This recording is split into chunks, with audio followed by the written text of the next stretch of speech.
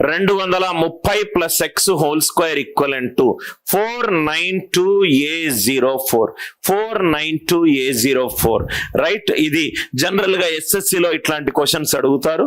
3 into 230 plus x whole square equivalent to 492A04. ఈ bracket ను open చేసేస్తే 3 square అనేది 9 అయింది. 9 into 230 plus x whole square equivalent to 492A04. ఇప్పుడే మనం డిస్కస్ చేసాం, అందుకే కాన్సెప్ట్స్ చాలా important. 9 into any number, left hand side digital sum ఎంత? Left hand side digital sum ఎంత? 9. Left hand side digital sum ఎంత? 9.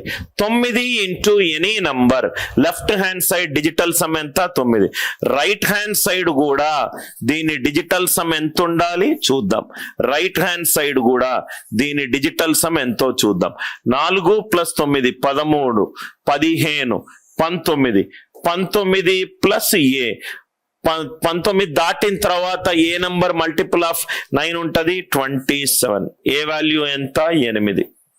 ఎంత ఈజీగా ఏమీ క్యాల్కులేషన్ చేయకుండా ఆన్సర్ ఎలా వచ్చిందో చూడండి.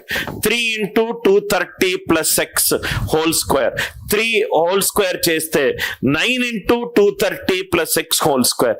9 into any number, 9 into any number, left hand side digital sum is 9. 9ని ఏ నంబర్ తోటి మల్టిప్లై చేసినా డిజిటల్ సమ్ ఎంత వస్తుంది? 9. Left hand side digital sum 9, right hand side కూడా డిజిటల్ సమ్ నాకు 9 రావాలి. 4 ప్లస్ 9 13, 15, 19.